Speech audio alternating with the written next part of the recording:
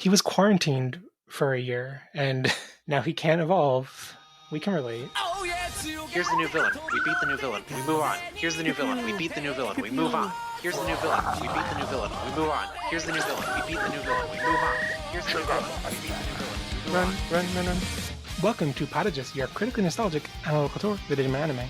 This week we're discussing Digimon Adventure 2020, episode 32, Soaring Hope. I'm Jeff, and I have the Digimental of not getting enough sleep and staying up way too late, and 102 stand wasn't enough this week, so I have two guests.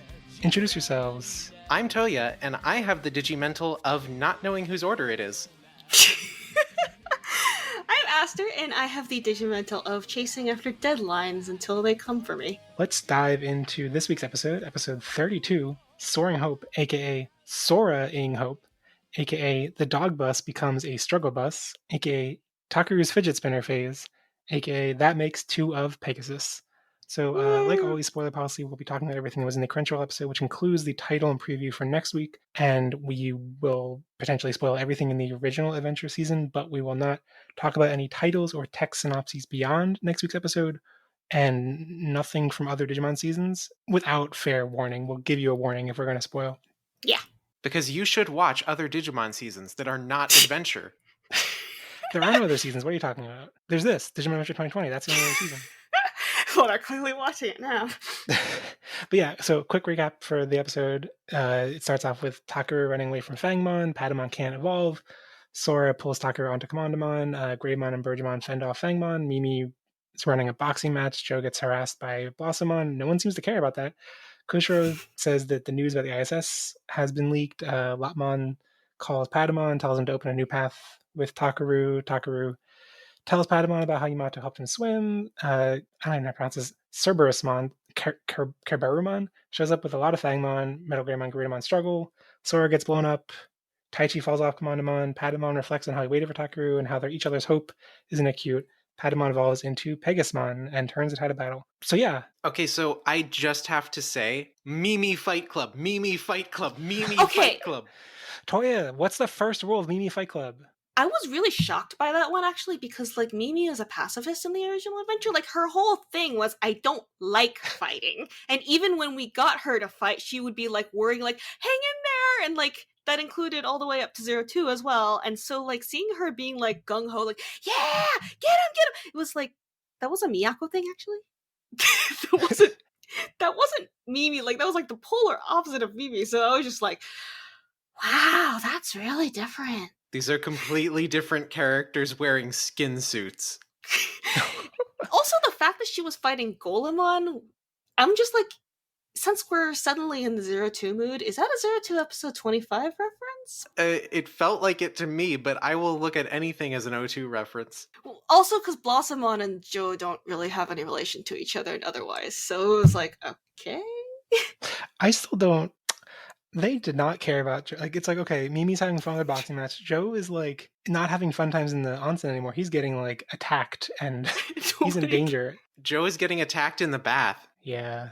And then Koshiro brings up like the ISS thing right after, and he uses the Wase Ego Heiku news. Oh, yeah. And I'm sitting here going like, this is, he's right. You know, don't get me wrong, but this is such a, we are so relevant right now. Yeah, so like we already saw him browsing 4chan in earlier episodes and using Skype, and now he's on Twitter. Like, has he gone from a Channer to being with QAnon? Is that it?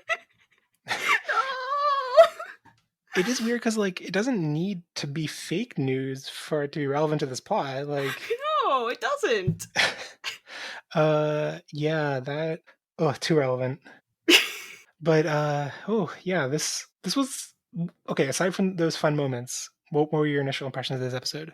So I was really worried, actually, when I first heard about, like, everything that was going on. Because, you know, like, the official Twitter spoiled me, obviously. And, like, I'm really worried because one thing that always, like, gets me really worried is when they treat 02 like a rock, but then they pull from it whenever they need fan service, like, conveniently.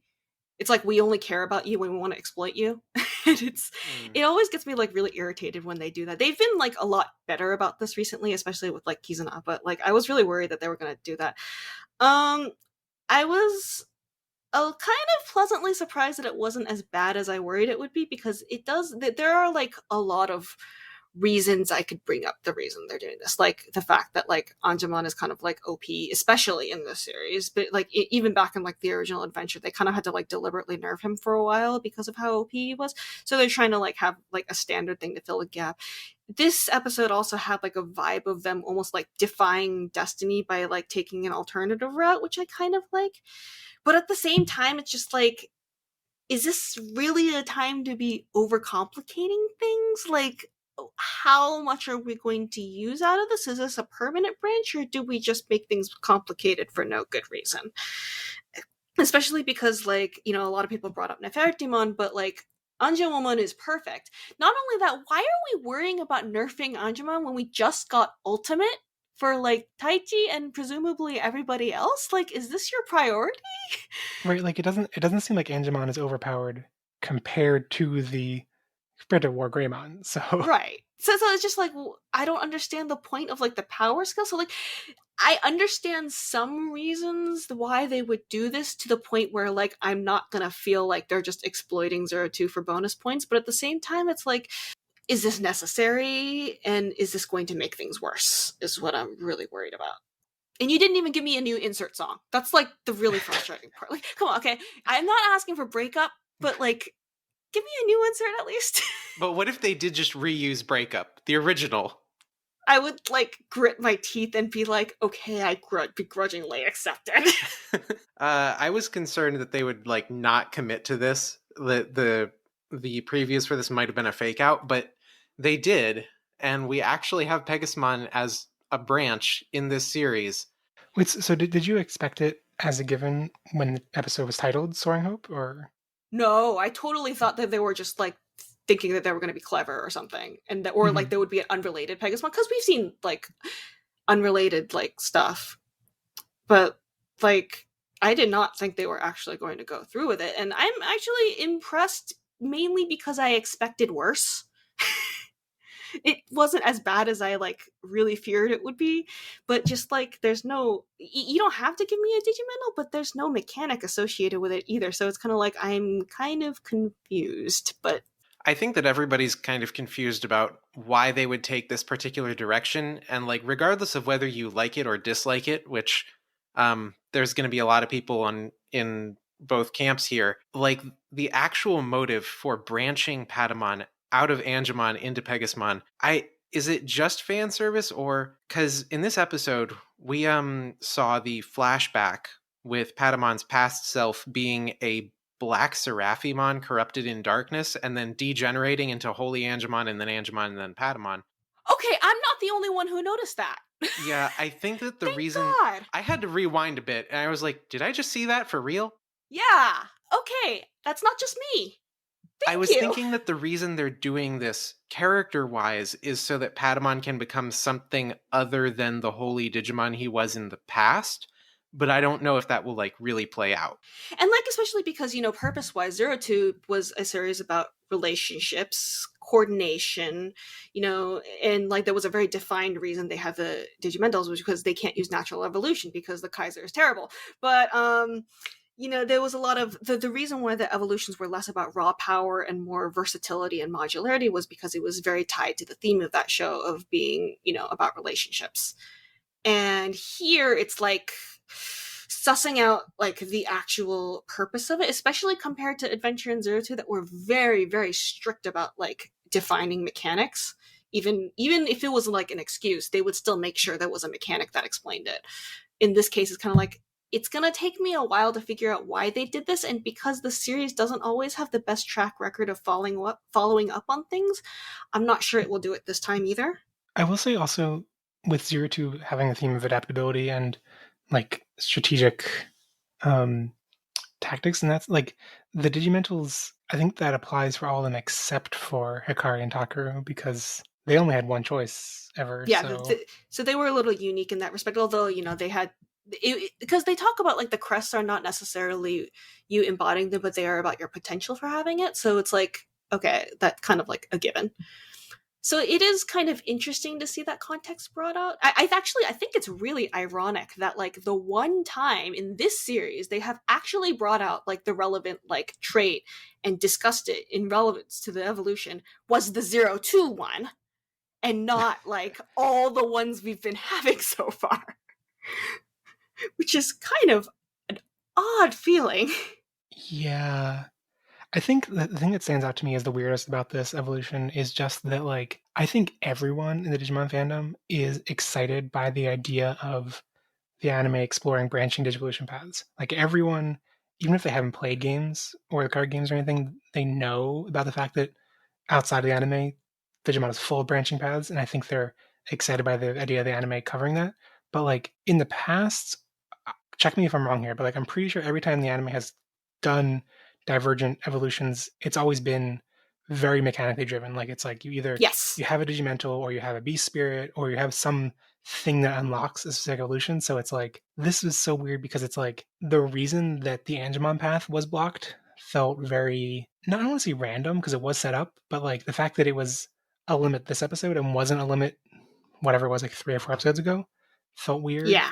And the fact that they get around it by just like believing in each other is like, And especially huh. because like they to make this plot work, they had to do like, this is like, I always hate it whenever things do this, but like when someone gets an unspecified injury that takes them out and you don't know the specifics of what that injury is, but it takes them out somehow. That's what happened with Sora here. Like, is she dead from getting exploded, or is she just like a little bruised up? Like, Yeah, like I don't know like what happened to her, but apparently she's hurt now and on the floor, so she can't do anything. No, she just got an anime concussion. Again, it's one of those things like there's definitely a lot you can do with it, but is this anime equipped to handle it? Taichi sees Sora like fall and hit her head, and he's just like, "Walk it off, walk it off." Walk it Touya, are you representing the sports coach in this podcast now? No, I'll leave that to Volcano Oda. You should get him on here sometime with like a translator. This episode, like, so we all want the branching evolution thing in. I'm not sure we want it in like this, right? That's how we're feeling. Like I want it to be either explained better or used properly in a good context, or just like it. The concept is good, but like I just don't want it to be needlessly complicated and unclear, because like this has been brought up in so many episodes of Prodigious before, in that like it's not, the evolutionary mechanics has never been very clear in this series. No. And especially in this case, it is more confusing if you know the meta than if you don't. Because if you don't know the meta, at least you could say, oh, they like, like Touya said, it's subverting destiny and unlocking a new path. Okay, that's fine. But like for us who knows that there used to be some very specific mechanics and reasons for that, really confusing. Which I guess I'm okay with it if it's more confusing to old time fans and less confusing to new viewers. Yeah. That to me seems more acceptable. It is definitely weird to me that they chose Pegasmon to have this kind of debut, because yeah, I love it and I love that design. I don't associate it with Takeru at this age for sure. Yeah, when he was riding Pegasmon, I was like, this feels extremely wrong to me. Why does it feel so wrong? Because he wrote it in 02, and then I was like, all right, because he's a baby now. Liminal Spaces Digimon Edition.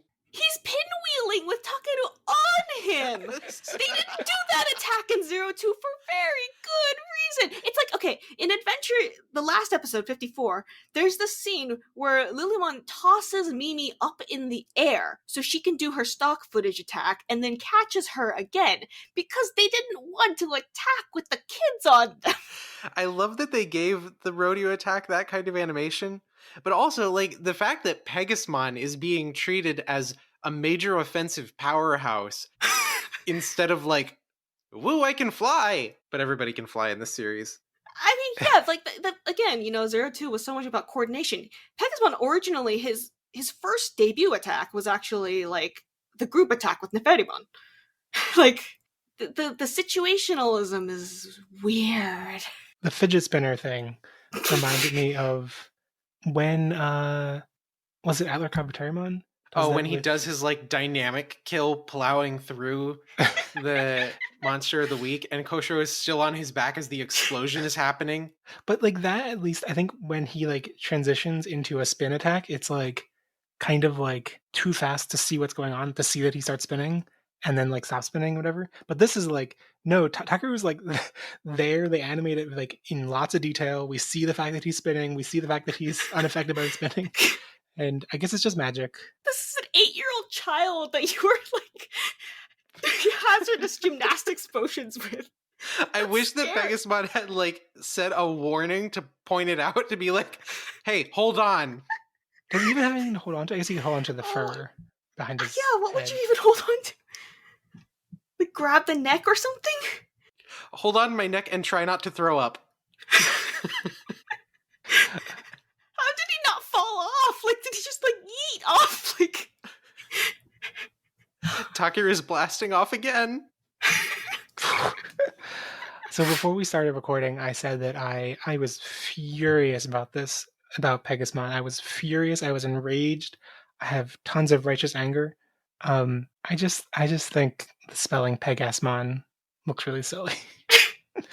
It's Pegasmon. There's not 2 S's. Don't try to put that second S in there. I mean, to be fair, a lot of, in my opinion, if Digimon had a more streamlined localization, like a lot of these names really should be changed, because a lot of it has to do with like what's comfortable to say with Japanese mora. Because like if you want to say Yeah. Pegasusumon, that's like kind of clunky, so that's why it's just Pegasu.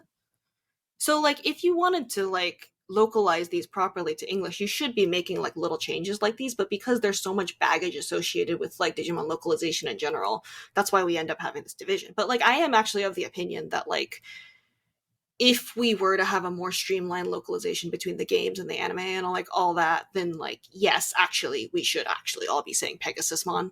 No, I disagree. Japanese good, English bad. Touya! Gosh, this episode. There was a lot. So the past 2 episodes particularly have felt like a sudden uptick to me in terms of like overall quality and writing and cohesion. Because they're finally going back to the plot, really. Like after all this defeating enemy, we actually suddenly went back to the lore again, and we had like we have extremely prophetic Lotmon, who has been like totally carrying these last 2 episodes. Yeah. Where were you like 30 episodes ago? I know. Also, an actually good Shirobimon, like unambiguously good one, is kind of rare. For now. For now. For now. Yeah, I guess we're counting down the days until Trubimon is corrupted. It's like they don't want to waste the asset. The other corrupted forms they don't care about, but if Carabimon's in there, then they got to use the virus form too. Have you guys seen it's the one tweet that I'm actually proud of? It was like showing the different fall down modes in Frontier. Oh. Like a Fanimon fall down mode. I kind of lied by saying Seraphimon fall down mode, and then Koichi falling down the stairs. Jeff, you're a bad person. But so this episode, I think it was more cohesive, but it still had the little like kind of semi-random things that the other episodes wanted to do, but they didn't feel so out of place anymore. Like, I don't know, Carabimon's heads detaching with big cords on them. Yeah, that was uncanny. Has that been in Digimon lore before? No, I would have remembered that if that had happened in Frontier. He was the starter boss in Frontier. Oh yeah, that Agreemon fought. Yeah. So like, from a character writing perspective, they actually had a cohesive, how do I call it, character plot this episode, where they talked about like, what do you do when you're like carrying a burden, and like Takaru actually talking about his backstory with his brother for like the first time in ever. Yeah. So I mean, we had some, like, we were approaching the idea a little closer here. I would still say I think most series have been more in depth with that, but we kind of actually had we kind of got a little closer this time, I think. Yeah, they have, but this is better. There were also some little moments with the characters that were out of focus. I mean, the series clearly does not care what's happening to Joe, but Matthew did go and do a little watch over my baby brother thing. I kind of hope that Joe's situation keeps escalating. That like next episode, there's like an even bigger Digimon that attacked Blossomon, and then like is taking over the hot springs, and then there's another one that he's just in like all this mortal peril. I'm so sad. Don't be mean to Joe. Ganbate, Joken. Ganbate. Senpai. I felt bad this episode that they seemed so uninterested in, like, oh, go mom will get it, and it's like, okay, sure. I guess it's just about the joke. I appreciated the phrasing in Japanese. I think the subs said "Let's trust Gomamon," but It was literally, let's believe in Gomamon. That's a lot of faith you got in him. Though that's appropriate for the crest of faith. Dun. Uh, This episode also had like the dogs drifting, which I appreciated. oh yeah. They right, the Digimon analyzer thing at the end mentioned the fact that they have 8 legs underneath all that fur. And somehow with those 8 legs they are able to drift and turn on a dime like a car. It's like a vacuum dog, I guess.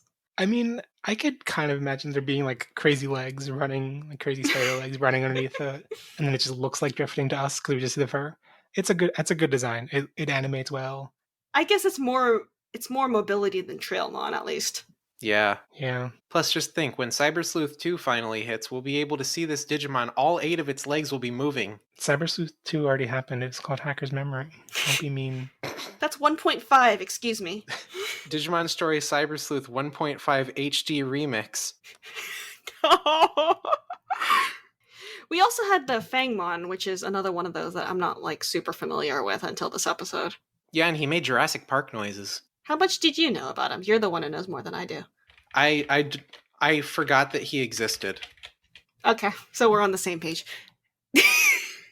They have very long mouths. Oh, he's a Long Frontier mouths. era Digimon from 2002, Okay. but was not actually in Frontier. Frontier era, yes. Yeah, that period. From the Frontier Pokedex. Yeah, they were an interesting enemy. The set piece of this episode of like running along this open plains. I think it was a decent set piece. The battle is definitely a little contrived, and I feel if they're gonna do like you're carrying the hope of this entire group, maybe something a little more plot relevant would have been nice. But I guess if you can't evolve, anything will do. So Yeah, I feel like the theme of hope of Takaru being Patamon's hope felt a lot more set up and resonant to me than yeah, Takaru being the team's hope at this point. Like, yeah. I mean, they did pretty good with that, I think. Although I'm still kind of like, about the fact that he clearly has a backstory, but he also has the part about the "I was born to meet you" thing, which was a very defined reason and adventure because we actually saw the story of how they were like literally created to meet their human partners. That was a very defined thing, and here it's still present, but there's a different backstory. So Yeah, it's like, huh? I wonder about this. Like, Digimon reincarnation stuff has always been kind of weird, because it then brings in the issue of like, so one day the human will die, right? And the Digimon will be left behind. But with this, it brings in the issue that like, Patamon existed as a holy Digimon before his current life, and now is destined to meet Takaru. Can he be destined for other people in the future? Like the way they're going about like the chosen thing is such a very textbook fantasy approach, when like again in Adventure they were not vague about it. They were very concrete about who exactly chose them and why. yeah, and I really appreciated that concreteness. Wait, they were? Who chose them? The one who seeks stability. Oh, homeo. Yeah, Homeostasis, yes. That thing. I never liked it. I appreciated that there was concreteness in the original, Yeah. and so like maybe I was getting my hopes up too high, but in episode 5 or 6 of the show when they set up the first info dump with Valdermon, I was really excited by the fact that it seemed like they were being similarly concrete in terms of like it wasn't because there was some big prophecy, it was because they like it seemed like the Holy Digimon enacted a plan and like chose kids. But now they're like, no, we knew like Seraphimon, I guess, knew about this prophecy in the future and just vaguely knew. So I'm not happy with the vagueness, but there's always the possibility it's going to be explained.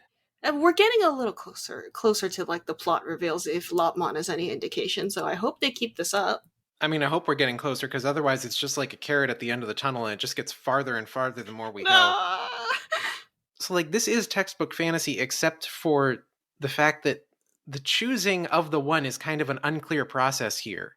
And how much anybody actually knows about anything is kind of unclear. They only seem to know as much as is necessary for the current episode, which is like the concerning part of this series to me, that it's very episodic and not so continuity heavy. Yeah, I guess when I think about it realistically, I don't have high hopes for the kind of series this has been with being so action focused and everything. I don't have high hopes that they went into it really contemplating the meaning of what it means to be chosen and who did the choosing and all that. Yeah. So Because like Adventure was like painstakingly planned, especially when you like, especially because like a lot of the stuff that was meant for that ended up in Zero Two was actually originally intended for Adventure until they got like a whole second series greenlighted. But like that they were planning out like a lot of the world building and lore and like all the stuff related to it in very thorough detail before they made the series. And here it's kind of like I'm not sure how much of it was planned and how much of it is them kind of adding it as they go along. Yeah. I still have my issues with how, even if they did all that planning for Venture, they did not set up the villains very well to make it feel planned in the moment. No, this is why we Yeah. get theories like the whole Digimon Adventure was planned to be 13 episodes thing. Oh my god. But that's real. I read it on the internet, so it has to be true. Yeah, with Adventure Zero, I almost said Adventure 01. Ugh. With the original Adventure, like, it was meticulously planned out and structured, but it also was such a slow burn that at times you could forget that the questions you had earlier were being answered by the time you got to them, and ended up and like get divested in or invested in things that you were not expecting to, like all of the supporting Digimon characters, that's one issue that I think this series, as good as the last two episodes were here, this series hasn't been great about making us care about the supporting Digimon, the non-human characters, very much. I'm not talking about the partners, but like, I think Leomon is still the most visible kind of NPC in this series, and Lotmon is here, and we're grateful to Lotmon for all the exposition. Because Lotmon talks! Right? But that's where the bar is. Do you talk? That's what I'm hoping for. Can you... Why do you think Prodigious has a section now when will they talk or not? Because this is like such a recurring problem. And like I was talking with my friend who's like a Digimon, kind of a Digimon enthusiast, and he pointed out like the episode where Mugendramon appeared. Isn't it kind of weird that he's a berserker when like his whole stick and adventure was that he was terrifying because he was a terrifying tactical planner? Like, yeah. All the things about like sentience, intelligence, having a personality, and all this stuff that was very important to even the mob characters, you know. Although in Digimon World 1, Mugendramon was in fact a mindless slave. That's literally the language they used for him. Well, you see, this Mugendramon did not have cannons, so it's not canonical. Not canonical. Is it swordonical instead? Totally, that doesn't even make sense. I don't know. I guess maybe it makes me wonder about like the landscape of children's television these days. That like the characterization of NPC and Digimon enemies, but also random characters in the world, was a defining aspect of the original series. Maybe that's less of a unique characteristic these days to stand out. Hey Aster, what's the landscape of children's anime these days? Shut up. I don't think it's a particular thing to do with modern children's anime because we have Atmon, which aired not even too long ago. But like, you know, Touya is introducing me to Cardfight Vanguard right now, and that's got a lot of characterization for like random people. And even the bad seasons. Yeah, and like even like I don't know, if you want to like expand outside. Actually, no, staying within anime, Precure is like really good about like fleshing out like the towns around it, and that's been going on like every year for the last couple decades. And then yeah, if you want to step outside anime, you have Tokusatsu, and then like you have Rider and Sentai, and they're both like really good about this kind of thing. And well, that's kind of what I mean though. That like I don't think it's fair to directly compare the original series to Pokemon too much because that probably was only a comparison that happened. It probably happened a lot more in the West because of when they aired in the West. But anyway, like I remember it was a big deal that like in Pokemon the Pokemon can't talk. In Digimon the Digimon can talk. And nowadays it's like if that's less of a if like children's anime is full of rich characterization, then maybe this is just a theory, obviously, but like maybe they think that the way we can stand out is by having flashy animation and not the characters talking. But also Precure has much flashier animation, so it's not a good yeah, so now you're watching Precure, so you know. Which is also very funny because Precure has the original adventure director on it right now. Oh really? He's episode director. He's not the lead director, but he's on Precure and Dragon Quest: The Adventure of Dai right now. Which are both animated so much better than this show. Oh no. Well, I think in general, like this episode was, like it had flashy animation. It was an interesting set piece. I think we were talking about the battle not being the most like exciting or thrilling, but It's what I call a local high point. hmm, Like if you see like a graph of like ups and downs, like the ones you've been making, and then you get like if you just take a certain like section out of it, like this is definitely a high point, but can it become an overall high point for the rest of the series? I hope this is not the highest point for the rest of the series. Yeah, this episode stands out very strongly to me right now because it had a character moment, but that's such a low bar to have that, like, I hope either way, I think regardless of how the quality of the series goes from here, I'm probably going to forget this episode by the end. yes, something you said, Toya, early on got me thinking. Like you mentioned that, like if I forget exactly how you worded it, but like kind of like the show returning to form, and I got a vibe watching this one and thinking about what was it 2 weeks ago with the War Greymon evolution that like maybe getting my hopes up too high, but I'm like maybe we're getting through. I don't want to call anything filler. I don't like using the term filler much, but like maybe this is the stuff. Like maybe this is the highly concentrated stuff that they were excited to get to, that like maybe the rest of the season is going to be all good stuff. Maybe it's possible. Like Maybe. it's I don't know. Maybe they were contracted for too many episodes and they had a plot that was written for a smaller count.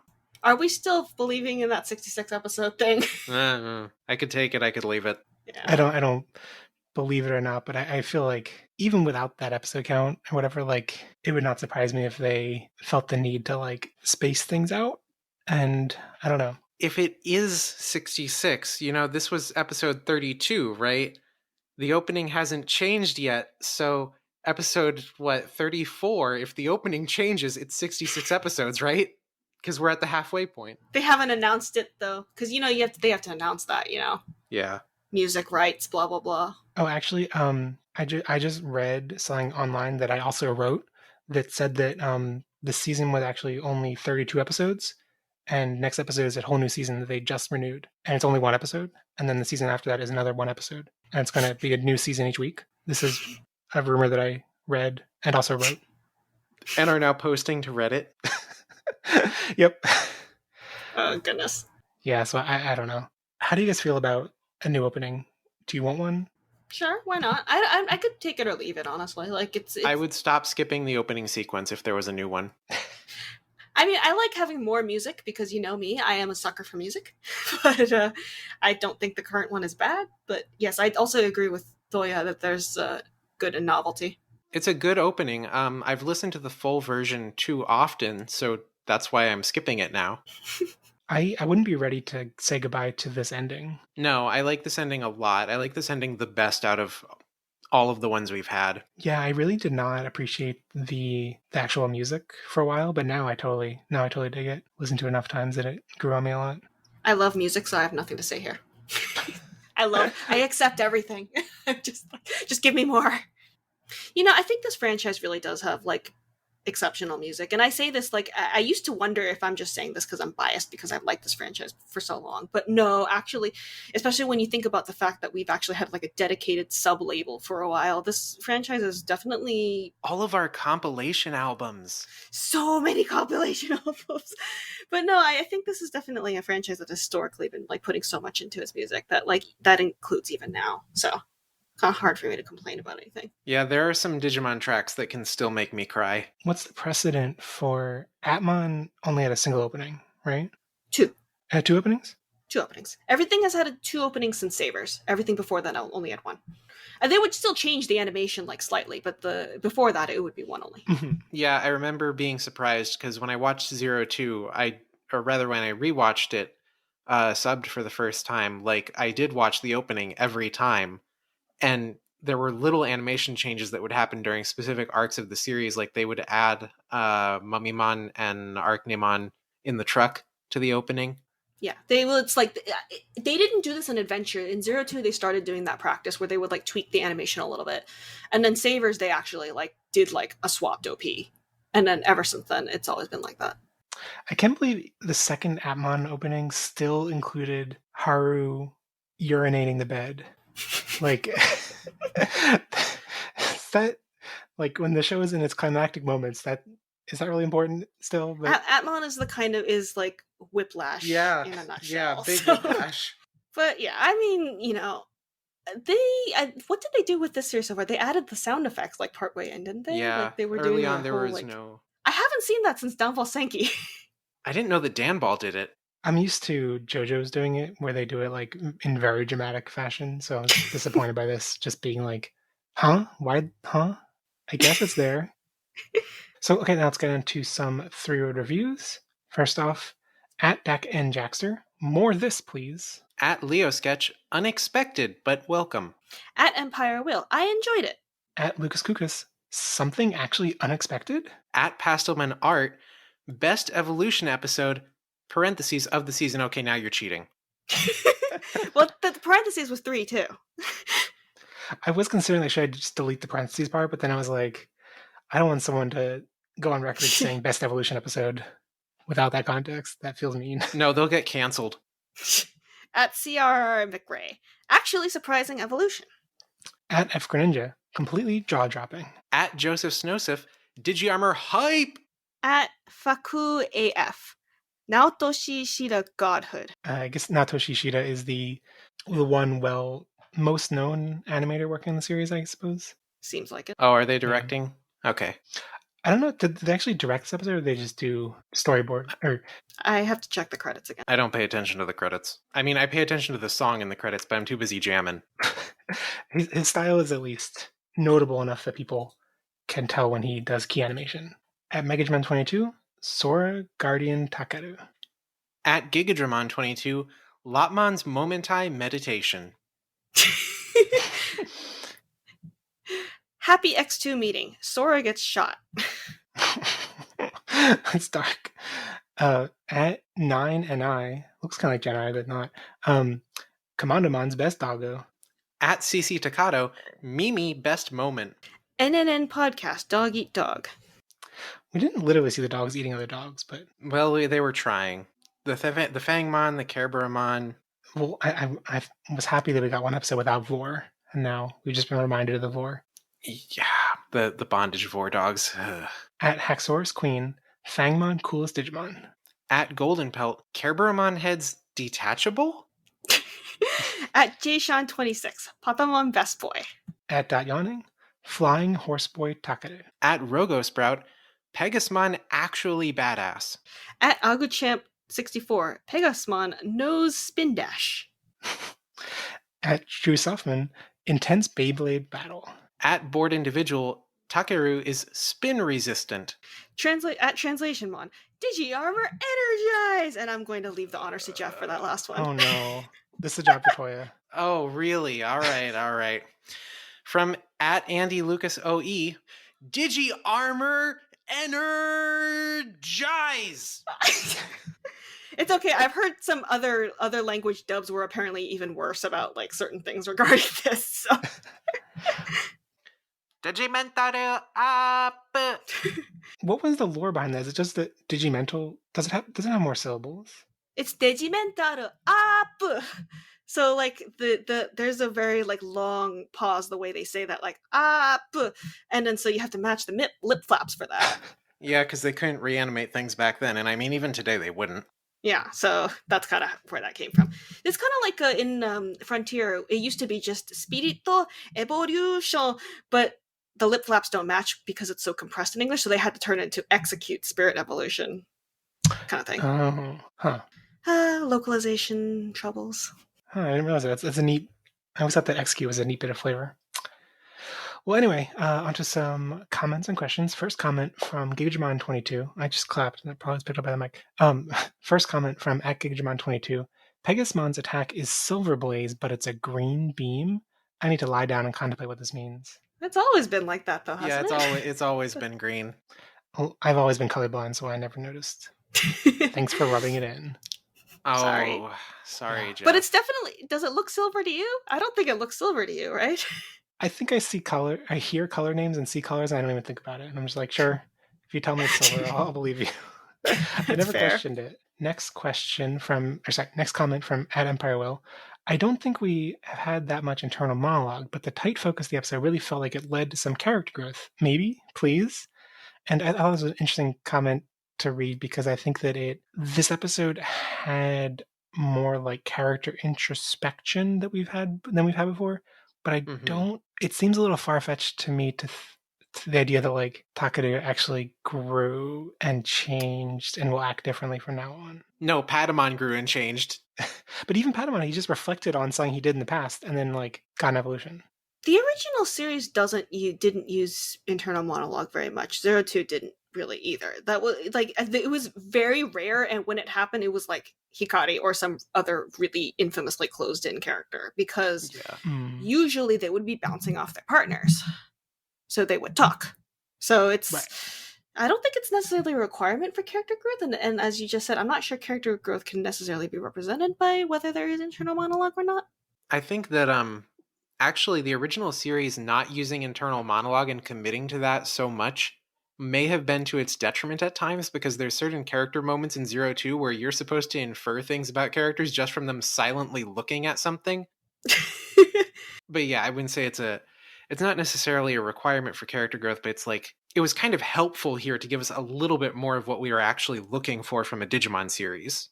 Yes. Or just in general. I mean, I think a lot of people generally like to see developed characters. No, I'm here for the monster fights. I mean, I'm trying to remember like Taichi reflecting on the lead up to the Wargreymon evolution. He had internal monologue there, right?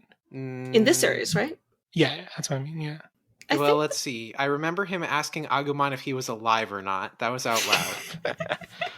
But I think now that you mentioned like how this series had internal monologue in that build up, but like Taichi's evolutions definitely to Wargreymon, the original show did not, and I'm pretty sure not to Metal Greymon. It feels like a band-aid on a problem, you know? Yeah, that's how I put it. Yeah, I think the worst band-aid in the series was when I guess it wasn't internal monologue, so it's a little bit different, but the episode with Orochimon when the B tier crew is talking to each other and they're all like, "We grew so much, we've learned so much," and it's like, When? you're just telling the audience that you did. We didn't see the growth. When did they grow? Well, next question from Leo Sketch. I want to say that this changed the rules of how armor evolution works, but we've been seeing random enemy armor evolution Digimon since Tamers. Think we'll see something similar from Tailmon when we get to her? Maybe we'll see other armor evolutions from Patamon? I'm going to bullet answer these questions. Um, so for the rules of how armor evolutions work, yeah, Wikimon has said like with or without the Digimental. So I don't think that it really has to do with whether the Digimental is there or not, but whether there is a mechanic, which has not really been explained. Whether we'll see something similar for Tailmon kind of depends on how much this is meant to be an avoidance of Anjumon nerfing, because Anju is one level above him, and I'm not really sure how necessary it'll be. And whether we'll see other armor evolutions of Patamon, I think, at that point, you're going to have, like, Patamon, like, hijacking the series, so preferably not. However, Mambomon is the funniest thing in the universe, and I would kill to see it in an anime, and not in, like, a crack Zero Two drama CD, in which it was still one of the funniest things known to mankind. Is that from Patamon? Yes. Oh, okay. I didn't remember the base form. It's really, really hilarious in the relevant Zero Two drama CD, because like it evolves and like it's a sunfish, so it's just like sitting there doing nothing. But also none of the attacks are killing it because it's a sunfish. And like I was reading like a bunch of Japanese comments on that scene, and everybody's going like, "Oh, they've won already. They're not killing it."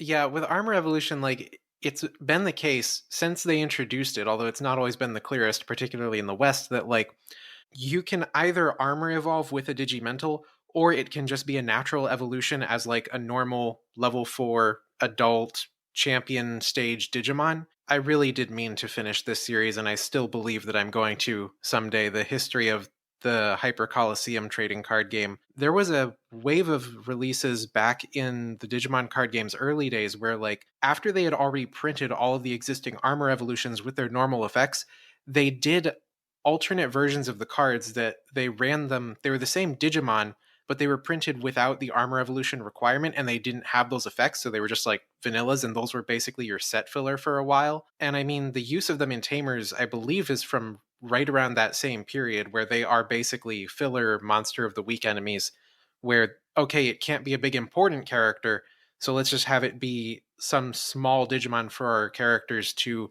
have to deal with this week. As for whether or not Tailmon will get an armor evolution here, like, I don't know, because in 02, Nefertimon was there basically to nerf Tailmon for the series. She was evolving into something of the same level. Right. They had to take off her ring for it to work. Yeah. Which, yeah, it's hard to even speculate about that when we haven't seen any glimpse. We've seen like a maybe glimpse into what might be Tailmon, but Yeah. we have no idea if Tailmon's going to be nerfed. I would just say that it's hard. I think it's hard for me to speculate on Nefertimon in good faith, considering there is an upcoming title that makes something clear. I want to keep it vague in case people want to stay spoiler free. I honestly don't know how much I should take seriously or like should just consider speculation from that is all I'm going to say on that. I think we might, if people are curious about that, we might discuss it at the very, very end of the show. Yeah. But yeah, so and also the idea of like whether we'll see more armor evolutions from Patamon. Yeah, I don't think we're gonna see Patamon with other armor forms. I'm more curious about like will we see more from the Pegasmon line, like Pegasmon Right. evolving further. But Yeah. yeah, I don't think we're gonna see like Patamon's evolution of the week. Like no, that No. seems very far fetched. I think they're gonna keep taking Horsemon up somewhere else. Maybe he evolves into Slatemon at the end of the series. Oh goodness. But I also think it's likely that like maybe he used the Pegasmon form a couple times and then is ready to go back to Angemon and stuff. But I don't know. All right, I've defied my destiny long enough. Time to follow my destiny. I mean, I didn't really get that like defying destiny, more like let's just find another route around for now. That was kind of the vibe I got. You've changed the future. You've created a Pime Paradox. Well, next question from Pastelmon Art. They said, I think it's always good to have different evolution lines, and the moment felt pretty earned. At the same time, could the fact that they're using this evolution now mean we won't have a 02 reboot? Or do you imagine it happening in another way? So I thought this was a good comment to talk about because, like, yeah, I definitely was like, not really holding out hope, but like, it was always a possibility that they could, at the end of the series, do 02. And then it's like, as soon as Pegasmon appeared, I was like, I guess not. But how do you guys feel? I feel like people sometimes put too much emphasis on whether about like immediate earning because like Adventure had the overall metaphor, but you had cases like Mimi's focus episode would be 25 and then Lilymon appears in 35 after like a small show of what she learned from there. Because she learned to like not be self-centered in 25 and then in 35 she had a small show of like being selfless for everybody, and that was actually what triggered the evolution, but it was from her character development 10 episodes ago. Or for like a really extreme example, which is this is something like 02 fans love to pick apart and analyze because this is like one of our favorite things to do. But 02's initial digimental traits for the first three, Daisuke, Miyako, and Iori, courage, love, and knowledge, do not kick in until the second half of the series because they get their starter digimentals. But the second half is where like Daisuke grows a spine, Miyako starts to like actually kind of think really hard about like how to reach out to other people in the group, and Iori starts questioning morality. And that's kind of like it's about the potential you had and how you start expressing it, and it's not necessarily a direct correlation between like that and the evolution. So in this series it's just not been as strong in general, and that's why like even in the single moment they had to kind of like cram a little bit of that in that single moment. And again, I still don't know the mechanic powering this because even older series that were bigger on the virtue thing had to have some kind of present mechanic that was very well defined at the time. As for the 02 reboot, I did not want one from day one. I would rather they work on something new. I was hoping for like, if anything, cameos and respectful references, and you know, I don't want a 02 reboot, especially if they write it like this, because I love 02. I will say this with all the love in my heart. Its plot writing is a complete mess, and I love it for its character relationship writing and the important things it wanted to say to kids and all that kind of things. And none of these are present in this reboot. And if you take that away, 02 has nothing left. Yeah, as a fellow 02 diehard, I love the series. I think that actually a reimagining of it could potentially be very good at taking the things that we enjoyed about it and recasting them in a new light, and also writing the series, rewriting the elements that weren't so strong, in particular making that plot a lot more cohesive and flow together better. But I don't want to reboot. I would rather just watch I would take my Blu-ray and rather just watch Zero Two again. Yeah. I want new Digimon series with new characters. Yes. I want to move on. I wouldn't mind, like Toya was saying, like take the best aspects of it and cast them in a new light. The thing Yeah. I would mind is, I think especially a reboot with this reboot's sensibilities applied to Zero Two would be a disaster. So it's like, Yeah.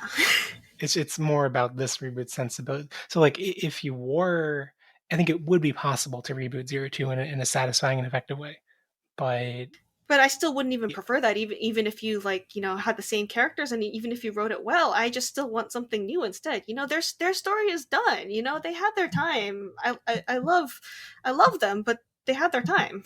I really loved their dynamic of like the real world digital world split, that they were constantly hopping back and forth between that, and I think that a new series could embrace that same kind of formula for its episode plotting. Cyber Sleuth was deliberately written with that because of Zero Two. Like, Yeah. He actually said like he was directly inspired by like the regrouping in the computer room for the Kurami Detective Agency. So like we've had that kind of thing before, and I would like to see like more things like that. I think, especially. I do not want to see a Zero Two reboot where everybody is like holding smartphones and using WhatsApp and Facebook, and the original series had a computer lab that was very much an early 2000s elementary school computer lab with the big boxy, the 4x3 white shell desktop PCs, and its conception of like the internet and other worlds was something that was produced by that era. You couldn't take that and transplant it one to one into today's world. It would have to become something else, and at that point, write a new series. And in the spirit of moving on, we have more questions. Yeah, in the spirit of moving on, at Megadron22 asked, how would you feel about a series of Digidestined all Takuru's age? I feel like the writers are more comfortable writing Takuru struggling with powerlessness than anything with Tai and Matt this season. Okay, so Takuru is like 8, right? 8 years old. And the conventional wisdom with kids series is that you have protagonists a couple years older than your target demographic. So if you're targeting 10-year-olds, you want like a 12-year-old protagonist. If you're targeting 8-year-olds, you have like a 10-year-old protagonist. And Digimon with its ensemble cast kind of hits at multiple different areas simultaneously. But I felt that with the original adventure, the target audience was actually around Takuru's age, which is why the leads were significantly older than him. If you did a series of all 8-year-old kids, that means that you're targeting 6-year-olds, and then you're getting into like Digimon Paw Patrol edition, and I don't want that. I think the idea is interesting, but to be honest, I think that powerlessness worked because he is powerless in comparison to others, especially because Takuro's position in the original, when you think about like the plot twist that happened at the end of Zero Two with the revelation of his future career, that kind of has to do with his position as, quote, the youngest, unquote, in the original series. And especially because that was part of his character, that he is the youngest, but he arguably has it more together than a lot of the other kids in this cast. And if you had a cast of nothing but like 8 or around 8-year-olds, there's a certain kind of thing they would not be able to get done in the first place, to the point the plot cannot get moving. Because like even like Iori, who's like the one who has it most together for someone his age, they portrayed him as having a lot of immaturity that he needed the older kids to kind of help walk through, usually when it had to do with like understanding people and morality. So I feel like it's an interesting idea. I'm not gonna like down it, but also I have a feeling like it sounds cool as in theory than it would actually work in practice. Yeah, and I feel like this show, feeling like the writing is better for Takuru, is only because of faults of the show's writing. Like not unfortunately. Yeah, like not that that's actually better for that audience or anything. Like Victoria was saying about those ages. Like I'm looking back at, I watched Frontier when I was in 7th grade, and apparently Takuya is supposed to be in 5th grade in that show, and I felt like I was watching a baby's show. Like I was embarrassed to like mention it to anyone. I was like, this baby children's show that secret shame I can never admit to watching, because it was like about kids who were 2 years younger than me. So like I think having an even younger having a cast that are all Takuro's age would limit it even more so. Or at least my point is just that kids are sensitive to that. I was Taker's age when I watched Adventure for the first time, I think, if I've got my dates right. And from that point of view, I think that he works great as like a viewpoint character for little kids to latch onto, especially when that's the audience that's probably going to get carried through the second season and see him grown up as the narrator of the show the whole time. I just think that, well, actually, one of the weaknesses of this series is it doesn't feel like he's being used in that kind of way. Yeah. His relevance to the plot is not exactly as strong. He's being used like a damsel in distress, practically. So, Hackman Digimon 22 said, which of the Holy Digimon, and they have an image of the crew of Holy Digimon from this show, which is, I'll finish reading the question. Which of the Holy Digimon has the best design to you guys? With zero input from the other series like Frontier, Tri, Metro 99. And so the image they link to has, who is it? Tribumon, Seraphimon, Ophanimon, Valdermon, Racielmon, and then what are the other two? Slash Angemon and Clavis Angemon. Slush Angemon and CV Angemon. You know, I love to like make fun of the fact that Razielmon is like weirdly popular in all the polls these days, despite having like zero anime presence whatsoever. But I have to admit, I actually really do like her design and concept of a holy cat. Like, especially after like all the memes about how like cats can be, but now we have a holy cat. So I think that concept is very funny. Is she just popular in the polls because like everyone's a furry? Or yeah. Well, yeah, she's an actual cat girl. But no, I actually really do like her design. I think it's kind of interesting. Like the more like, I don't know, the concept of a holy cat is very funny to me. But really, we need a holy cat boy Digimon. You have to go to Final Fantasy XIV for that. Oh, I do, Touya. My Final Fantasy XIV character is a cat boy that is always shirtless. Thank you. In terms of character design, I think that my favorite is just Seraphimon. It's a very cohesive, all-in-one design. I mean, he's got this nice boxy armored look, and there's a little Easter egg in it with his sash having digicode and a hidden message on it. I would like to say Carabimon, but I actually prefer his virus form and find the holy one kind of boring. I find his holy form unsettling because in like so many representations he is corrupted in some way. So I'm like, something's not right about this holy form. Like, thank you, Hurricane Touchdown, for ruining everything. My partners in Digimon World Next Order were Ophanimon and Carabimon going through the game, and yeah, I really wished that the virus version was in the base game. I don't know if they added it to the PS4 version, but when I played it on Vita, I had to use the holy one. My answer is going to be Seraphimon because I'm basic. Ophanimon's also good.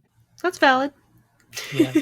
So next question from Andy Lucas OE, which Andy changed his name recently on Twitter, so he's no longer mad at Wentz. But anyway, they ask, is it possible to give Agumon and Co. armor evolutions too, or do you think it'll be exclusively for Patamon and probably Gatomon to keep their OP power level Digivolutions out of the story while still getting them involved?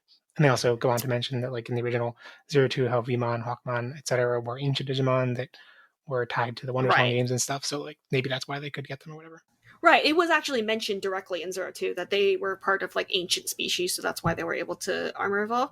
There would be two problems with like everyone else also getting an armor evolution, because first of all, like I said, we are in ultimates now, and like giving them armors is going to be like the biggest disappointment in comparison. Right. Like I feel like it only barely worked this episode because, like, technically, Metal Greymon and Garudamon were fighting that entire time, but they were just like sectioned off fighting against a swarm of Fangmon. Yeah. And Pegasusmon was only necessary to deal with a couple Fangmon that split off from the pack. It just hit me. Mm-hmm. It just hit me that, as you said, that like Patamon in this episode getting the armor evolution to Pegasusmon, this is like the Nino character archetype in Fire Emblem, where you get like a level 5 mage at the end of you're in like the last third of the game, and now you can power level them up to be one of the best units ever, or you could just use your perfectly good other stuff you already have. And like also there's a whole 02 drama CD about why you shouldn't give the adventure Digimon armors. Okay, it's a joke, but like still, like, yeah. It is kind of like, I think it's just weird if they went in that direction. Yeah, I think that's the kind of idea that would have been excited for early on when it seemed like there was a vast array of possibilities a show could go, and it's like which way are they going to go? Now it's like, We're over halfway in, man. yeah, it doesn't seem quite in the realm of possibility, and like most of the alternate armor evolutions have not shown up in this show, but have shown up in other incarnations, so it'd be kind of weird. And also, a lot of them are just gags. Like the fact that Patamon plus so Patamon you associate like hope and light together, right? But if you give Patamon the Digimental of light, he becomes a fish. And like what is Tailmon with hope? There's a chart, man. there is a chart on Wikimon. It's, let's see. Goatmon. Okay, that's at least still feels kind of holy. Holy goat. Yeah, But it's goat. very offensive to Takeru Hikari shippers. Oh, my 12-year-old self is now crying. Yeah, I mean, it's like even Tailmon is already on such iffy territory right now that like I don't know. It's like I feel like the other Digimon getting brought into this is going to be even weirder. Hey, when Vmon gets the Digimental of Hope, he turns into Sagittariumon, which makes the Taka Daisuke shipper in me very happy.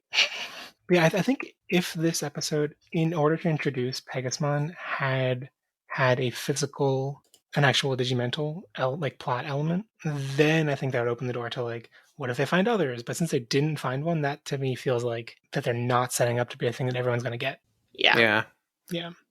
I think that this was just to get Patamon out of his like darkness slump that he was still feeling the aftershocks of being captured by Devimon and dunked in the depression juice and everything. He was quarantined for a year, and now he can't evolve. We can relate. He might have a whole new line building out of it. I kind of hope he does. Otherwise, this is just going to feel like a weird one-off thing. 02 fan service. Blah, blah, blah. Yeah, my expectations are on the floor, so I'm like, yeah, one-off fan service, fine. But cool if they give it a whole line. Okay, and at BRCN, do you think the group will have a major failure of the series? With the constant reminders that the world could end and bad guys at every corner, would it actually be more surprising to have a major failure like the satellites colliding or normal back and forth victory? Has Digimon had major failures? I don't think they have, but also the question is, even if they do have a failure, what can they do with that? Like, is it going to actually be them actually sitting down, contemplating, thinking about that failure and what they can do next, and not just, we failed. Shoot, we have to not fail next time. Digimon has had some major failures in the past, but very sparingly, and you might not even notice it sometimes because of the way it's portrayed, because like in Cross Wars, right at the transition from the first season to, or well, the first arc to the Death Generals arc, because I think they aired back to back, Taiki loses that battle, and oh right, Cross Wars spoilers, does anybody care? This is your chance to get out if you care about Cross Wars spoilers, but yeah, right at the midpoint of that series, Taiki loses a battle with I think he beats Tactimon, but it's kind of like you won the battle, lost the war. He loses all of the pieces of the code crown that he had gathered, and they get captured by the Bagramon using, I think it's like his Dimension Tornado attack or whatever it is. He sucks them all up and gets the code crown, and Taiki gets flung back to the real world. And in the meantime, like while he's out there, because there's a time difference going on similar to original adventure, Bagramon is able to completely reshape the digital world into a dystopia, and that is like a huge loss to the protagonist, who before then had been doing pretty well to get all 108 pieces. And it takes a bit for them to build up out of that and like get back on their feet and get the momentum going again and make major inroads against the bad guys. And like even in Adventure 02 Tamer's Frontier, like and I'm going to be like a little like, okay, this is where I'm going to start having opinions. But even in Adventure 02, whenever there was like a really major setback where they got like hit by it and they got hit majorly by an enemy and they had to pull back and like it really had like a major failure, usually the time where they're trying to rebound would be filled in by character building. So like especially like the Holy Stone arc in 02, that was also the same arc with the Takaru and Iori Jogas arc, with like Iori like reaching out aggressively to Takaru to figure out what kind of person he is. And so we had that as like part of the reflection going on. And you know, one of the reasons why the Royal Knights arc of Frontier is so heavily criticized is because it didn't have that. And so again, failure in itself is not always a good or bad thing, especially because if you fail too many times, it's exhausting. But you need what are you how are you handling that failure? What are you doing with it is kind of the big question here. Yeah, the Frontier arc, that's one that you cannot miss. The entire back half of that series is them just jobbing to the Royal Knights again and again and again. It is generally considered like the most criticized part of Frontier, even by people who are otherwise diehard fans of it. And that's why, because like it's just nothing but that. Yeah, it kind of ended with the midpoint in the series and then just dragged on for a bunch of episodes until they could show the actual finale. Yeah, like I think when Digimon has done failure best, it's been things like Taichi letting Sora get captured and then like having to Yeah. self-reflect to get her back and stuff. Yeah. And that is Those kinds the kind of failure that I do not see this. I don't see the series setting up self-reflection like that. So Yeah, we're not getting anything like the when Daisuke refuses to attack Metal Greymon under the Digimon Kaiser's control because he doesn't want to get him hurt. Right, because he had like he even had a fight with Takaru over this, which is like I can't kill a friend. That's awful. And Takaru's like, but if you don't kill a friend, he's going to become a slave. And they have a fight over that, and it leads to Daisuke understanding Takaru better, and it's like again, it's character building. With this series, in order for them to have a major failure, they have to pull the stakes back because, like, what are the consequences of failure? Well, on day 1, they would have gotten nuked. On day 2, I don't know, Devimon would have won. On day 3, the satellite would crash into Earth and Tokyo would get nuked again. Yeah, like I don't think Digimon has always been a series that's like fairly conservative in real world impact. It's about personal failures. Right, but like, I guess like, aside from the 0 to epilogue, I would be very surprised if this series had any like big shakeup to the Earth overall. You know, like a satellite falling and causing like global news. You know, so I don't. I think the in terms of like failure that can happen, I wouldn't be surprised if like a big global catastrophic thing happened to the digital world. Like spoiler alert for Atmon. Long pause here. Atmon definitely had like that kind of stakes at the very end of it though. Like that was the like climactic final battle. That was like the closest it got. But yeah, I could see them like how in an adventure, Spiral Mountain getting formed, or like Touya was saying, the like midway through Cross Wars, like the whole world getting Well, reformed. yeah. Like those kind of things could happen to this digital world because we also don't really know or care much about this digital world. Yeah, we really don't care about this digital world. In Adventure, they were projecting the digital world in the sky, and like things were yeah. freezing, and like there was some world distortion going on there. But at the same time, the important thing was under that sky was their families holding hands and really scared about their kids. Yeah, actually, I guess my thesis or my statement that like the world doesn't really change much in Digimon is really iffy in Adventure because like Odaiba gets almost completely obliterated, and then Yeah. like 3 years later it's fine. So, But the thing is, the thing you remember the most about it is the personal conflict. I think that says a lot. That's true. Yeah, but they did that in this show. Remember when like Taichi's mom was watching a screen? Did that happen? I don't even remember. Taichi's mom left a note in the house about we're at your grandparents when you get back. Right, I guess Hikari was watching a screen. Hikari and Takaru were watching screens, and that was it. Okay, so last question from Tagetic 2. Does it feel like the show is about anything, like with themes or ideas being explored?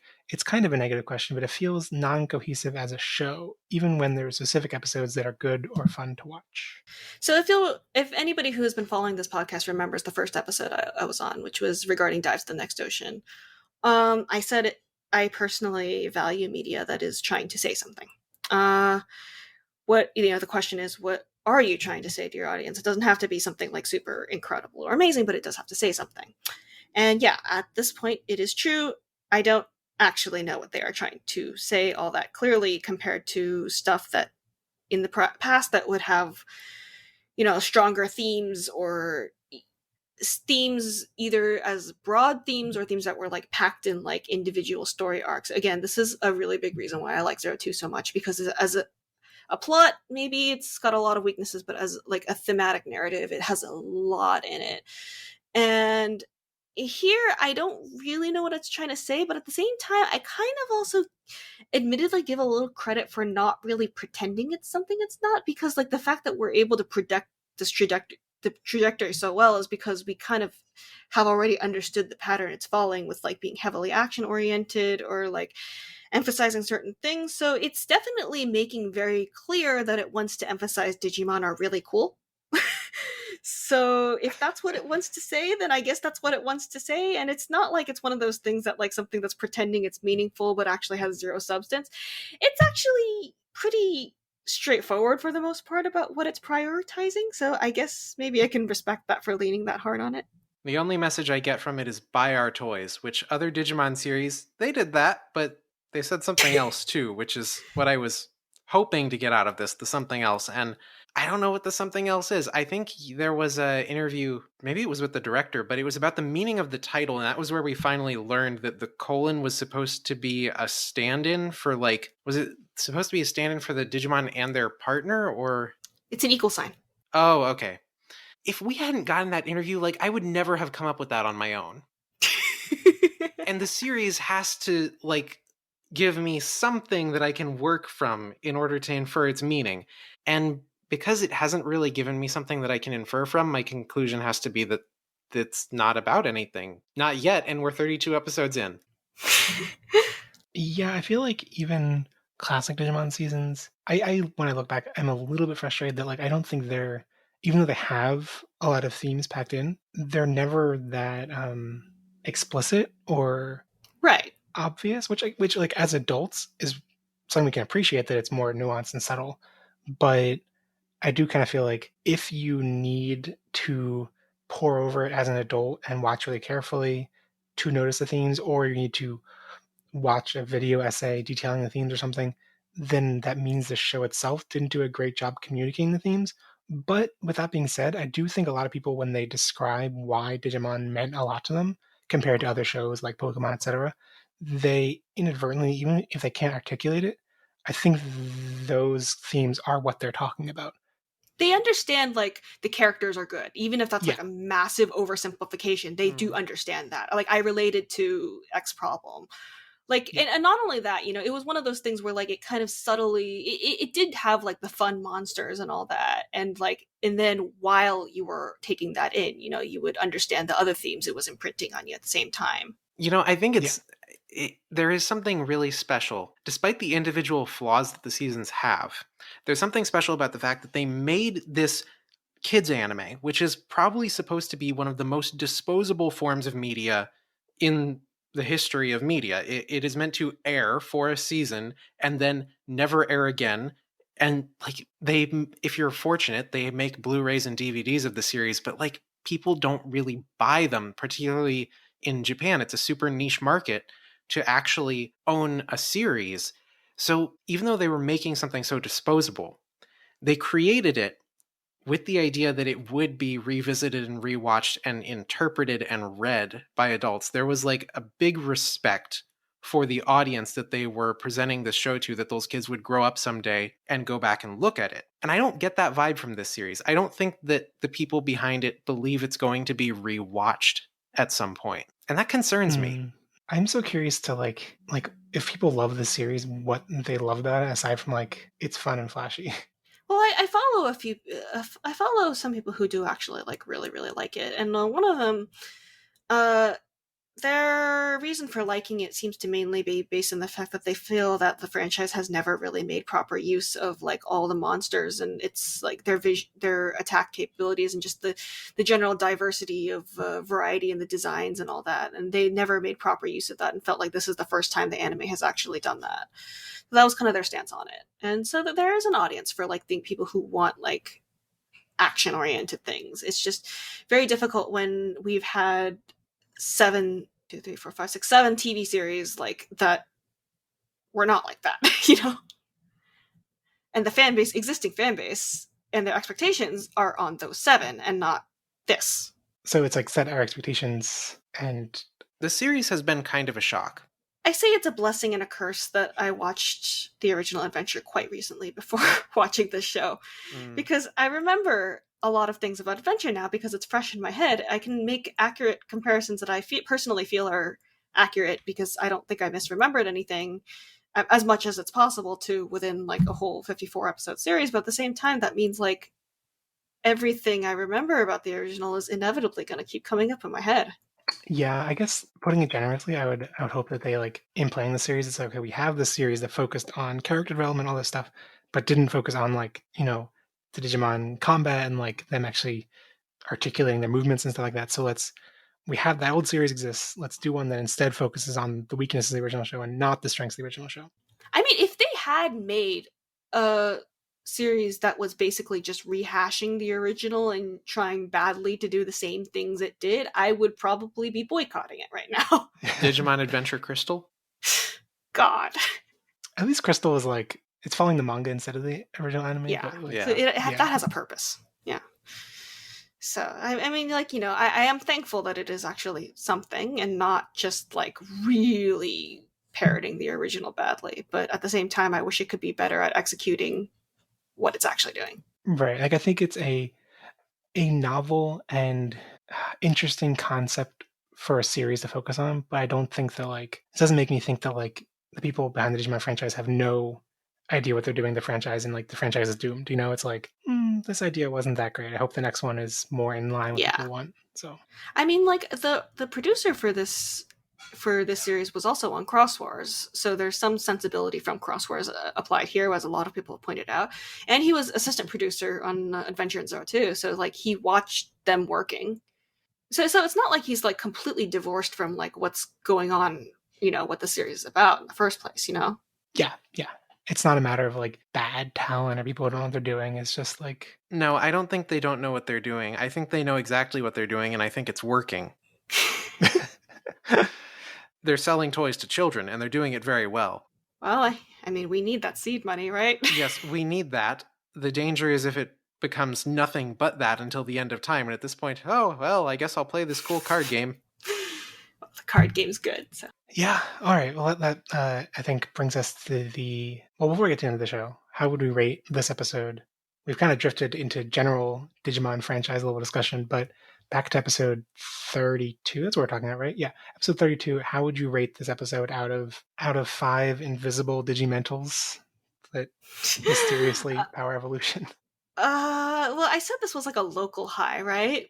So I should probably rate it higher than the last episode I was on, right? So I would say maybe like 4, which is probably a generous rating overall, but like for considering the circumstances, maybe a 4. I'd give it a 4 too. Yeah, I think I'll also give it a 4. Like the like shock of like, oh, they're actually doing this. This isn't just a nod in the title. It's like they're actually going this route. Okay, cool. Yeah. Not enough for a 5, but no, yeah. So we're all giving it 4s. Okay, groupthink is alive and well. Okay. Everyone have an MVP? I give it to Shaman meditating Lotmon. I mean, the easy one, which I was hoping you would go for so I wouldn't have to, is Pegasmon. Well, yeah. I really want to give it to Mimi Fight Club, like setting up that match, getting Patamon taking bets in a hat. Really, really, like, ferocious Mimi there. Like, that's so weird for me. I'm surprised, Touya, you're not going to comment on I'm trying to find when it is in the episode, because there's a moment where, like, I think it's when Takadu's riding Pegasmon, when there's, like, really flowy animation that looked like, was it Skull Knightmon's cape from a couple episodes ago? Oh, now you'll never let that go. Look, I've been doing 4-frame animations nonstop this whole month. I'm going to be doing them until February 6th. I can appreciate a good 4-frame animation when I want to. If I was going to give it to animation this time, I would give it to the way they animated Pegasmon's rodeo attack. Oh, yeah. Poor Takaru sucked into the vortex. If I were to give it to animation, I would give it to Garurumon just slamming on Kaberumon's head. Just like coming out of the sky and just pow. I'm going to edit that Pegasmon clip and insert the Sonic Adventure spin dash theme or sound effect.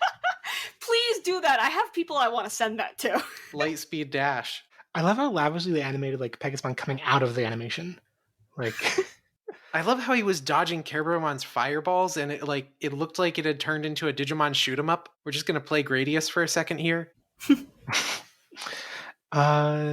I'll give it to Patamon just for like that little bit of moment of reflection on him waiting for Takeru. This episode, like I was saying before, like I was like, maybe the show is like getting into the back half, the exciting stuff of the show. I think the ratings that we've gotten from the polls on Twitter kind of reflect that. Like last several episodes, just trickling up and up. I'm glad to see people are like seeing it look up. Yeah, it is. It's less depressing to to be talking about a show that people are actually excited for once. So. Well, and not only that, there's a trajectory. Like Yeah, it's not just like a little bit; that it's actually going up. Although that kind of happened before the Omegamon, the midway Omegamon episode. Yeah, so this trajectory, we've got it now. Next episode, it's forgotten. Next episode is episode 33, titled Omegamon Comes Back Again. Thankfully not. It's not called Soaring Hope like I wrote in the notes. What is it called? Officially called the Hikari of Dawn. Or the light of dawn, yes, because we're very punny here. So Hikari is swallowed into darkness. Will Taichi be able to rescue his little sister? It looks like Skull Knightmon is like tempting Hikari. I don't know, holding her up to his face. Dark Mailgemon seems to fight Greymon. Yeah, I don't know.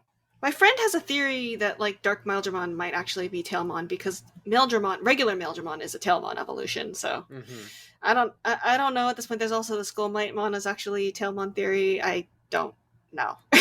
Mailgemon is an armor evolution, right? Yes. With miracles. Digimental miracles. Yeah, so it had that wonderful card effect back in the day of disabling the opponent's card effects. If you say so. It only applies to Digimon cards, not to option cards. Also, if you say so. Will they speak? Yeah, will they speak? Skull Knightmon, Dark Mailgemon, Hikari, maybe Tailmon appears this episode as maybe a different character. Maybe. Do you think any of these characters will talk? Skull Knightmon, yes. Dark Mailgemon, no. Hikari, yes, but she will only say Oni-chan. She's been quoted, I think. So I think she is actually. She is actually going to have some lines. But Skull Knightmon, Skull Knightmon and Dark Mailgemon. I'm just going to give a no and just assume that Hikari can like empathically speak with whatever. So you think Hikari will like communicate with them without them having actual dialogue on screen? Yeah, I think that's totally possible. Because she was going like, "I'm being called." Yeah, I never heard anything. All right, so that is exciting to look forward to. I don't know. I'm not very excited for this episode because I don't know. What, you're not excited for Zed Millenniumon to show up and be instantly defeated, and then it turns out it was Yggdrasil all along? Don't give me that trauma, man. I mean, what if Zed Millenniumon was Yggdrasil and also Tailmon? That's even worse. What if Tailmon plus the Digimental of the Royal Knights turns her into Yggdrasil Zed Millenniumon? We're just getting worse and worse here, man. And there's no... this fanfiction is all downhill. It is a hole. And Tailmon's original partner was Rio. How dare you all do this to me? Jeff, that's low. I wonder if anyone's tried to There are apparently people who like him. Has anyone tried to make the worst Digimon fanfic? Yes. But no. The question is tried, and that I don't know. Yeah, not inadvertently. Well, they did make Digimon Adventure try. Oh no. We're gonna be attacked. Anyway, okay, that brings us to the end of the show. We don't have a Digiprompt this week because I posted the last episode so late I didn't actually get to post the questions. So for this week, it'll be the same question as last week, and I'll read the best answer next week. So it's the same question. In honor of the Commandamon fleet, if you had to be saved by a fleet of giant Digimon, what kind of giant animal, aside from a dog, would you want the fleet to be based on? You can send your Digiprompt responses and general feedback to potages@gmail.com, to @potages on Twitter, or in the episode comments on our website, potages.com. If this is your first episode, make sure you subscribe wherever you find podcasts. Share the podcast with your friends who you've never met, but will look forward to meeting you for hundreds of years while they're locked in quarantine and turn into evil versions of themselves. And please leave a review on Apple Podcasts. It only takes a minute, and each review helps a ton. If you want to find us on social media, I am Definitely Jeff on Twitter, and I also do a general anime podcast, Love It a Wee Bit, where we recently covered Akudama Drive, and I think by the time this episode comes out, we'll be doing, what's the next one? Noblesse, which is not a good anime. Akudama Drive was at least by the Kizuna director, so. Oh, yes. I need to... So we, for the podcast, only covered the first 3 episodes. I need to finish it because I'm like was not sold by the first 3 episodes, but like being from the Danganronpa writer and the Kizuna director, I'm like, I need to know where it's going, and I've heard good things. I am going to take both your words for it that those are real anime titles of actual shows. Well, Touya, if people want to follow you in the digital world, where can they go? They can find me on Twitter at Touya and on YouTube at Maniacs Channel. And I think the Pillow Fort public launch is supposed to be sometime this month. I'm also Touya on Pillow Fort. I may or may not join you there. I am still thinking about it. I'm ready to clock out at any moment as soon as another social media pops up. Just anything to get me off of Twitter and decentralize the net a little. And I can be found at Atlas Driel, which I'm so sorry for that username, but that's what I use for everything. So don't worry, it's not harder to know how it's spelled than Touya. So we'll have links to everything in the show notes. There you go. All right, and thank you everyone for listening. I'll be back next week to talk about episode 33, The Hikari of Dawn. Bye. Bye. And remember, never stop Digimon.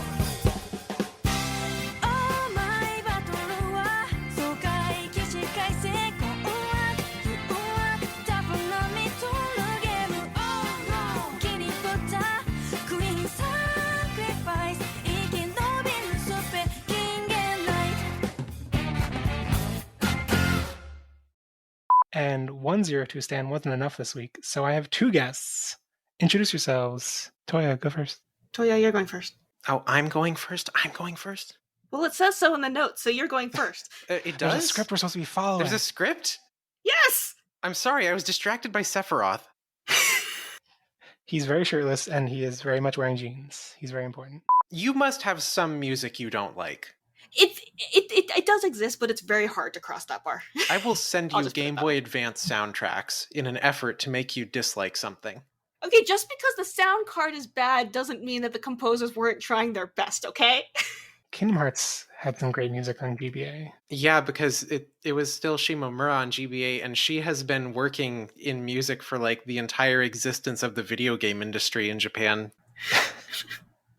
She has made music for things that do not have sound cards. Oh, 13th Struggle debuted on Chain Memories. Yeah, and oh my god. Oh, so good. Actually, what are your favorite Digimon tracks? God, why are you gonna give me a question like that? I think all the adventure ones, there are not actually that many in adventure. All the adventure ones make me happy. Beat Hit makes me very happy. First 02 ending makes me very happy. Second Tamers ending makes me very happy. Forever Friends. Okay, you know what? We're gonna be here forever. Come on, why are you asking this? I mean, I can list just one. It's Bokura no Digital World. Oh, of course. Every version of that gets me every time. Well, thank you for asking me, Touya, because I was gonna say my favorite Digimon track was in Digimon Frontier Episode 1, that one train track they ride that's like floating in the sky. Arisawa's soundtrack is to die for in general. I think he's talking about the actual train tracks. I remember when I first saw Frontier. No, not the first time, because I did see it dubbed as a kid. But when I saw it subbed, I was like kind of amazed at the difference in animation quality between it and the final episodes of Tamers, which are kind of like cardboard cutouts floating around. Yeah, we have a conspiracy theory that like anytime the series gets green lighted for like another series, they move all the good animators to start working on the first episodes of the next one. So the final episodes of whatever they're working on right now just completely it's all the B team for the last episodes of a season that has been renewed. This happens in Cardfight Vanguard too. So if you see the final episodes are really good, well animated, they didn't get their renewal. Well, this is a depressing thought to think about now when we're on the verge of nearing the end of this series, potentially. Let's see how good the animation is in the final episodes. Oh man, I am praying for terrible animation at the end of this one. Please just pull an Evangelion. No color, all sketches for the last episode. No ink. And then we move on to an anime about the Vital Bracelet. Is that it? If that happens, I will riot. Vital Bracelet does not deserve to get an anime before the card game. Oh, are we going to talk about the episode titles? Oh yeah, do you want it? I can. Well, I haven't looked at them yet. Well, you can follow the link there. The only thing that was relevant to our discussion, at least, was that like, is Tailmon going to evolve into Nefertimon or not? And I'm like, I mean, 2 episodes from now is titled Sparkly Angelomon, so Oh, yeah. probably not. Which is a reference to the original adventure episode, but we're not going to have Wizardmon dying this time, I imagine. They introduced Wizardmon in that episode just to kill him. Dark Knightmon degenerates into Wizardmon and becomes their friend and immediately dies. I mean, I'm scared they're making Skull Knightmon the Wizardmon, but which would be fine if they gave him some dialogue. But There was a whole sad backstory going on there in the original series, man. Don't do it dirty like this. Yeah. Every time we bring up Skull Knightmon or Dark Knightmon, I just want to... my brain flashes back to that fight in Cross Wars where he's shouting orders at Nene, and it's such a powerful villain moment that, like, I want to share it again on Twitter. Because, like, another thing I'm kind of interested in, but, like, I know probably only matters if you've been watching the series in Japanese, is that Tailmon is the only main character Digimon with a different voice actress. Because all the other ones are retained from Adventure except Tailmon. I didn't realize they had. It's weird that like that casting has been announced for so long, considering Tailmon is not in the show. Well, they've been selling merch of Hikari too, like even like way before she appeared in the series. Even it's like, okay. Well, that seems fair to me because like at least the announcing the voice cast is like that to me feels more egregious than. Well, because Japanese people take like voice cast so seriously that like I guess they wanted to rip the bandage off. Mm-hmm. Cut the cameras, Pegasus.